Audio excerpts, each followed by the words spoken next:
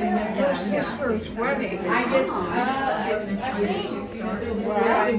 met Florida. But and then I think I was with them in the graduation. I think they're 8 or 9. So Josh didn't go, nor did Chris. No, I knew that. So you're saying that. I didn't know that that's what it was. Yeah, But I that's think why they said I like was 31 really are still concerned about the but only like 8 or 9 have actually went through the whole program. Yeah. That's Because what I I knew asked her. that It makes sense, but she said, Grandma, it's hard to stay there for graduation. They'll probably be there a little bit. Joel's wanted to come the whole time. Because she was at Kansas. No, fine. I'm fine. Okay.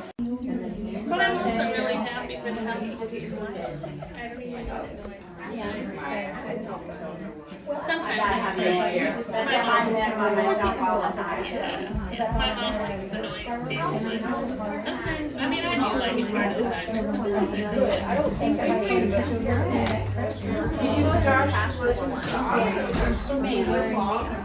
can only listen to a female pastor.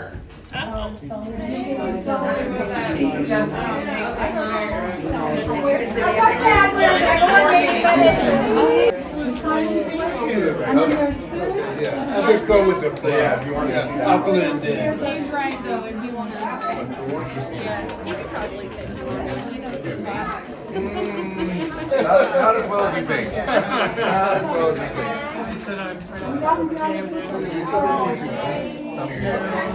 David, nice to meet you.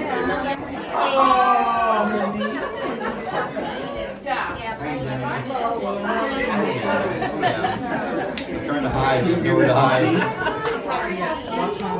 Time that 2 of our women have earned custody of their children, and it is the first time that 2 of our women who are graduating also have daughters by the same name as Kinsey. So there's a couple things. So we've always encouraged children, and being a great visitation place and so forth. These ladies were able to earn that honor earlier than we expected before their full year was up, and so by as a recommendation of the court, we are graduating them all just a little early so that they can be with their daughters and set up the home that I know the courts would approve of. So thank you for coming. Cameron came to us on December 27th of last year, and she was vigilant. We were in touch how long, honey, before you came? 6 months? Mm-hmm. We were in touch for 6 months. I kept trying to discourage her. I'm going, we're faith-based, we're not easy. She kept saying, I'm still coming. And so she's done all the hard work. And so we appreciate her and Kinsey there, her daughter. And Katie came to us February 1st. Katie's very unique in that Katie didn't come to us out of incarceration. She came to us, she'd already been sober for 2 years, but wanted to be back in Arkansas and do the right thing. And so we made a place for her to do that. And so she's been very successful as well. So I want each of them to take a minute or two just to visit with you. Hello, welcome. So I want each of them to take a minute just to visit with you or to say whatever they want to say, and then we'll introduce their mentors. Cameron's mentor, Teresa, is here. Katie's mentor, Dorlee, is over there. And so, Cameron, I'm going to let you speak first, because I know she didn't like to speak, so I'll let her go first. I really don't know what to say, so. Are you happy to be here? Yes, I'm happy to be here. Have you done the work? Mm-hmm. Yes. I did not do well at this situation. Teresa, is there anything you want to say? I'm just super proud of you, Cameron. First of all, just to be that vigilant and to know that this is the place you need to be and stick it out. It takes a lot of strength and a lot of courage, and that's just proof of what's going to be ahead of you down the road. Probably the most thing that I've seen in you, though, is your reliance on God. And if you continue that, anything's possible. Yeah. So congratulations, Cameron. Did you get to see her suitcase and also her graduation certificate? Sandy, our house leader, wants to say something, I think. Yeah, Cameron. We have a Cameron and a Candace and a Katie and anyway. has not all, and yeah, through Sandy's.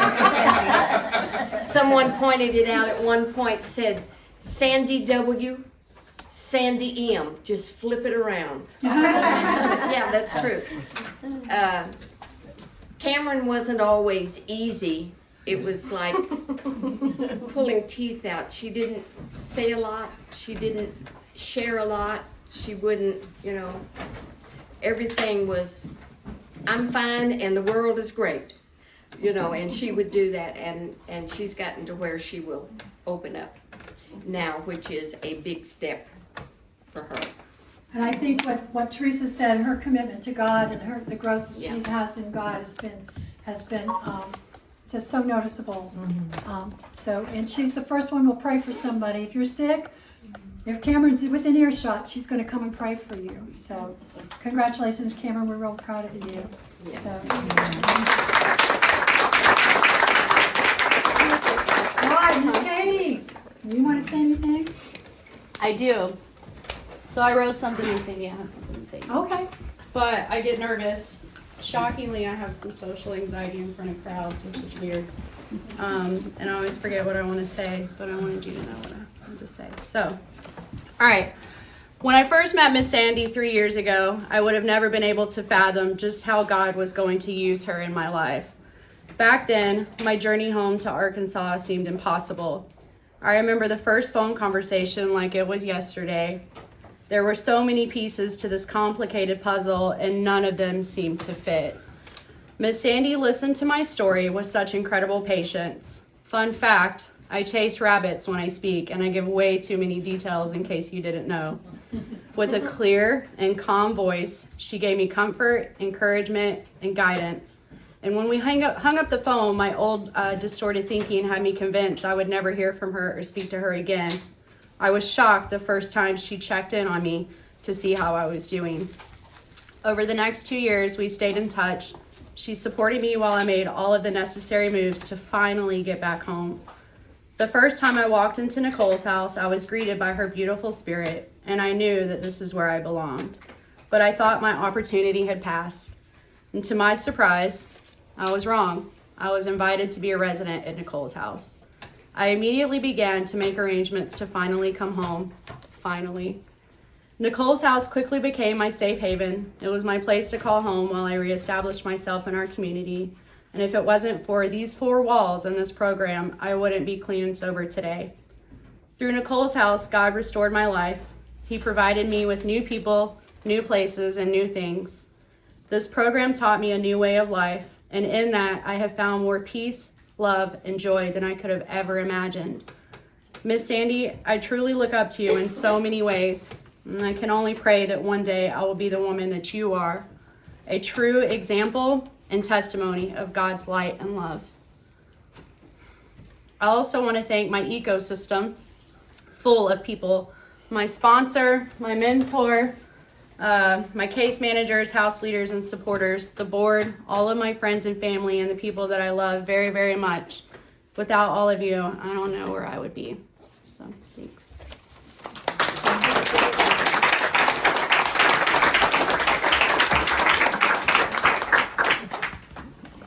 Okay. If I can talk after that. Dorothy, is there anything you want to say? Just that I'm super, super proud of all of your work. And I've been blessed to just get to know Katie and be a little piece of that. And I'm thrilled for all she's accomplished and all that she's going to. Amen. Thank you. So Dorothy is one of our volunteers. She's been a volunteer for a long time. She's not only been a mentor, she is a teacher, one of our trainers. For those of you who don't know, we have 11 educators that educate on a variety of topics that all are important for life skills, so for the ladies to take out with them afterwards. Sandy Moe is one of our house leaders. Diana at the registration table is where the other house leader. Marcia is our case manager. Jason Maxwell is our marketing person, our development person, and he is ill today and couldn't come. Colleen is, where's Colleen go? Right, duh. Colleen is Sheila's mentor, and Sheila will be the next person to graduate. So she'll graduate in 2023. So and our board. So would you guys just kind of raise your hand for our board, just to Steve and Deborah and Carl, Pam. Who am I forgetting? Who else is back there? Nick, is Nick still there? Yes. Terica just had to leave. Oh, okay. All right, so these are our board. So see them. If you have any interest in becoming a volunteer with Nicole's House, we'd love to talk to you about that. Going into 2023, we expect great things, and we can't do it without you. And then I see your sponsor just walked in, so we want to acknowledge Sharon Wilson is Katie's sponsor. So, and Cameron's sponsor, Donna, is her grandparent. One of her grandparents died, and so she's in Texas, so can't be with us today. Is there anybody else that wants to say anything before we go back to food? I just say how much I appreciate being a part of this wonderful ministry. And I had been a volunteer for quite a while, but then I was asked to be the case manager, and it's been just a real honor. And to both of you ladies, I've seen such growth. So excited for you and what the Lord has for you in the future. And so thank you for letting me be a part. Thank you for what you do, for what you're a part. We're so blessed. We still have lots of food left. If you haven't signed the register, please sign the guest register. And if you'd like to do some Christmas shopping, our boutique is open on the lower level. Miss Sandy will be happy to give you tours if this is your first time at the house. And so she'll be happy to help you with that. Anybody else want to say anything before we go back and party? I love Nicole's house. We love you. We love you, Sharon. So, Sharon's awesome. So, I mean, is this snake? thank you all. If you need brochures or anything, let me know. If you'd like to wear a wristband, we'd love to give you one to wear. And Miss Sheila will meet you downstairs if you want to go shopping, okay? Everybody else, come on in and sign in. Oh, you know what? I couldn't do it without this guy, so.